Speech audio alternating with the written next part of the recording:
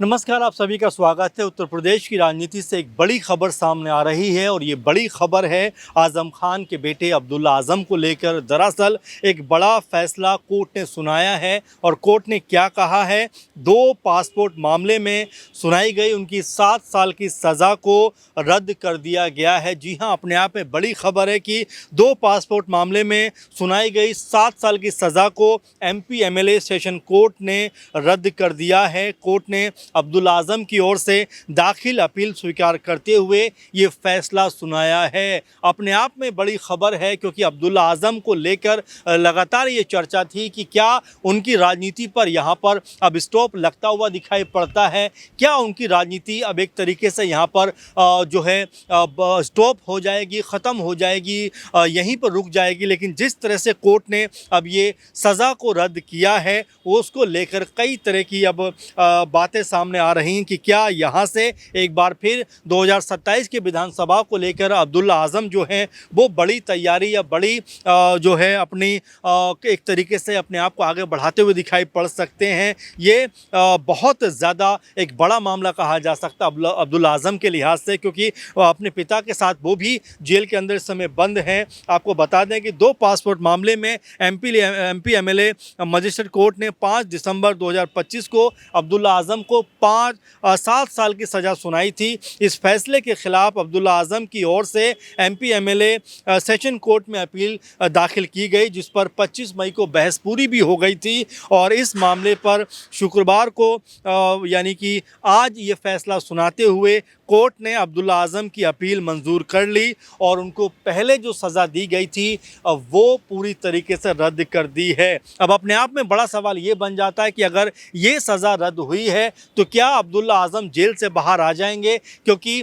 जिस तरह से इस सज़ा का कह सकते हैं कि जो 7 साल की सज़ा थी वो रद्द की गई है, उसके बाद तमाम जो लोग हैं वो यही सोचते हुए दिखाई पड़ते हैं कि अब अब्दुल्ला आज़म बाहर आ जाएंगे। संभावना तो ये है, लेकिन फ़िलहाल उनके ऊपर कुछ और मामले भी चल रहे हैं और इसकी वजह से अभी जेल से आने का उनका रास्ता साफ नहीं है और अभी कई मामलों पे सुप्रीम कोर्ट में भी सुनवाई चल रही है। तो इसीलिए अब्दुल्ला आज़म इस सज़ा के रद्द होने के बावजूद जेल से बाहर नहीं आएंगे। लेकिन एक उम्मीद ज़रूर जाग गई है। जो सपा समर्थक हैं, जो अब्दुल्ला आज़म और आज़म खान के समर्थक हैं, रामपुर में जो सपा के तमाम कार्यकर्ता हैं, उनके बीच में एक उम्मीद तो जागी है कि अब्दुल्ला आज़म की अगर सज़ा पे रोक लगी है, रद्द हुई है, तो कई और मामले जो उनके खिलाफ हैं उसमें भी उनको राहत मिलती हुई दिखाई पड़ेगी। लेकिन आपको बता दें कि पूरा मामला था क्या। दरअसल बीजेपी विधायक जो थे आकाश सक्सेना, उन्होंने 30 जुलाई 2019 को रामपुर के सिविल लाइंस थाने में मुकदमा दर्ज कराया था। आरोप था कि अब्दुल्ला आज़म ने अलग अलग जन्मतिथि दर्शाकर 2 पासपोर्ट बनवाए और एक पासपोर्ट में जन्मतिथि 1 जनवरी 1993 थी, जबकि दूसरी में 30 जनवरी 1990 दर्ज होने का आरोप लगाया गया था और दोनों पासपोर्ट का इस्तेमाल करके विदेश यात्रा करने की बात भी कही गई। यानी कि अब्दुल्ला आज़म ने बाकायदा इन दोनों पासपोर्ट का इस्तेमाल किया विदेश यात्रा करने के लिए और ये मामला एमपी एमएलए कोर्ट में विचाराधीन था। फिलहाल अब्दुल्ला आज़म, जैसा अभी आपको बताया कि रामपुर जेल में अपने पिता आज़म खान के साथ में बंद हैं। फिलहाल कहा जा सकता है कि छोटी ही सही लेकिन आज़म परिवार के लिए राहत की खबर ज़रूर दिखाई पड़ती है कि अगर इतने अहम फैसले में अगर 7 साल की सज़ा अब्दुल्ला आज़म की रद्द होती है तो कुछ और मामले जो उनके ऊपर हैं हो सकता है कि उसमें भी राहत मिलती हुई दिखाई पड़े। चूँकि अब उत्तर प्रदेश में ये कहा जा सकता है, देखने को भी मिलता है कि राजनीति का माहौल पूरी तरह से गर्म होता हुआ दिखाई पड़ता है। 5 से 6 महीने के अंदर चुनाव हैं। ऐसे में तमाम जो पॉलिटिकल पार्टियां हैं, पॉलिटिकल लोग हैं, नेता हैं, राजनेता हैं, अपने आप को मजबूत करने के लिए लगातार प्रयास करते हुए दिखाई पड़ते हैं। अब यहाँ पर अगर अब्दुल्ला आज़म जेल से बाहर निकलते हैं, यानी कुछ और मामलों में जो सुनवाई चल रही है अगर उनमें भी उनको राहत मिल जाती है, जेल से अगर वो बाहर आ जाते हैं तो क्या उनको ही रामपुर से टिकट मिलता हुआ दिखाई पड़ेगा? क्या अपने पिता की विरासत को वो आगे बढ़ाते हुए दिखाई पड़ेंगे?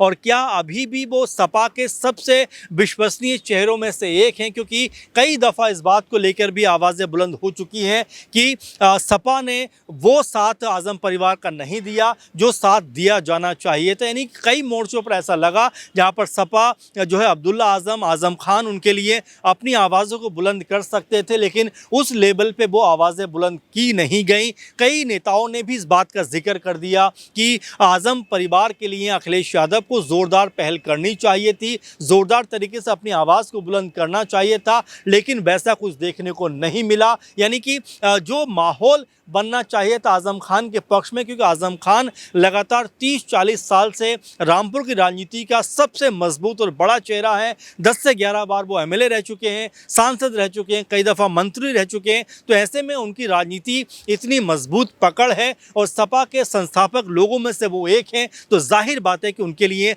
आवाज़ बुलंद होना चाहिए था। लेकिन हम देख रहे हैं, या लगातार देखा भी गया है कि समय समय पर सपा की तरफ से जो है बातचीत तो की गई है, इन बातों को सामने तो रखा गया। और जब बीच में आज़म खान जेल से बाहर आए थे, उस वक्त अखिलेश यादव रामपुर उनसे मिलने भी पहुंचे थे, लेकिन फिर भी ये कहा गया, ये मलाल ज़रूर सपा लोगों के नेताओं के अंदर रहा, जो खासकर रामपुर क्षेत्र के हैं, आज़म खान के समर्थक हैं, कि भाई क्या उस तरह से जो है सपा को पहल नहीं करनी चाहिए थी, कोई बड़ा आंदोलन नहीं करना चाहिए था, कोई बड़ी आवाज़ नहीं बुलंद करनी चाहिए थी। लेकिन इन सब को देखते हुए भी वैसा कुछ नहीं हुआ। लेकिन इन सब के बीच में जिस तरह से एक खबर सामने आई है कि अब्दुल्ला आज़म की जो सज़ा है, 7 साल की सज़ा, सोचिए एक बड़ा मामला अपने आप में था, और इस सज़ा को जिस तरह से एमपी एमएलए सेशन कोर्ट ने रद्द किया है, ये कम से कम राहत की बात तो ज़रूर आज़म परिवार के लिए है। अब इस पूरे मामले को लेकर आने वाले दिनों में क्या क्या घटनाक्रम घटित होता हुआ दिखाई पड़ेगा, क्या सपा की तरफ से इस पे